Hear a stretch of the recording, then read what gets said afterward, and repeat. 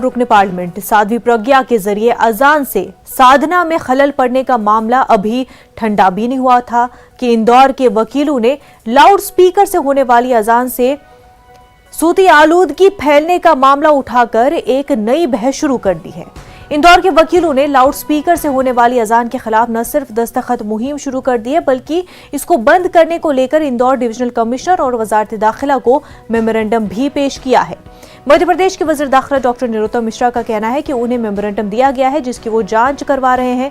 वहीं कांग्रेस से एमएलए आरिफ मसूद ने इंदौर वकीलों के इकदाम को नफरत पर मबनी करार दिया है।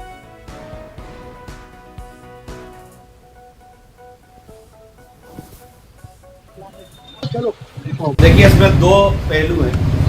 पहले तो एक दुर्भाग्य की बात है कि अधिवक्ता जो हमारे होते हैं वो न्याय दिलाने के लिए और सबको न्याय दिलाने के लिए, तो उन्हें मैं नहीं समझता कि एक पक्ष के लिए ऐसा माहौल क्रिएट करना चाहिए। तो इससे एक अच्छा मैसेज समाज में और लीगली एक मैसेज अच्छा नहीं जाता। दूसरी बात यह है कि अजान से ना कभी किसी को पहले प्रॉब्लम थी ना आज। चंद लोग इस तरह से देश में माहौल खराब कर रहे हैं, ये अच्छी बात नहीं है।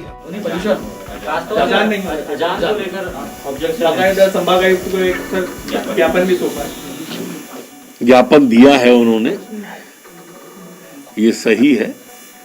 मैंने परीक्षण करने के लिए दिया है, उसके बाद ठीक बात हो पाएगी।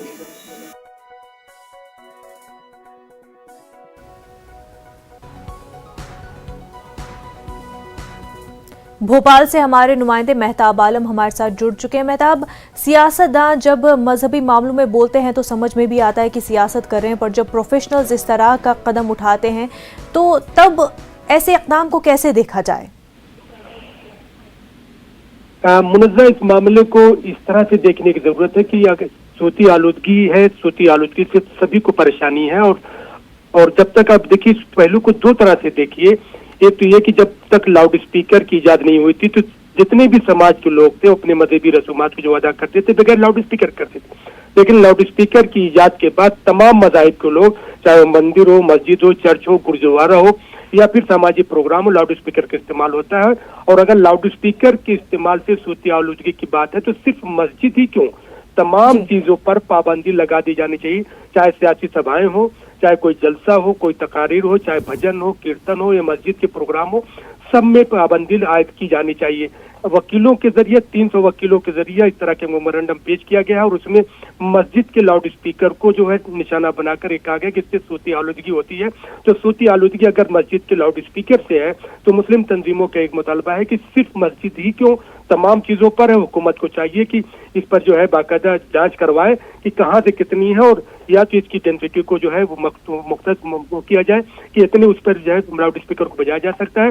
दूसरा, यह हुकूमत की सतह पर चाहिए कि हर तरह की इबादतगाहों के पर लाउड स्पीकर पर पूरी तरह से पाबंदी लगा दी जाए ताकि हमेशा के लिए सूती आलूदगी का मामला खत्म हो जाए और किसी तरह का कोई सियासी तनाज़े इस तरह से दोबारा पैदा ना हो। और फिर वकीलों के जरिए, क्योंकि वकील का मामला यह कि उसके पास हर तरह के वकील जाते हैं, वो अपने मुकदमा लड़ते हैं। अगर वकीलों के जरिए किसी एक मामले को लेकर इस तरह की पैरवी की जाएगी तो समाज में जिस तरह का मामला मैसेज जा रहा है उसको जो है मजम्मत की जा रही है। चाहे हम भोपाल एमएलए आरिफ मसूद साहब की बात करें या फिर दूसरी सामाजिक तंजीमों की बात करें, मध्य प्रदेश के वजीर दाखिला ने साफ तौर पर कहा कि उनके पास मेमोरेंडम आया है और वो इसकी जांच करवा रहे हैं। जांच करवाने के बाद क्या फैसला होता है इस पर सबकी निगाहें बनी हुई है।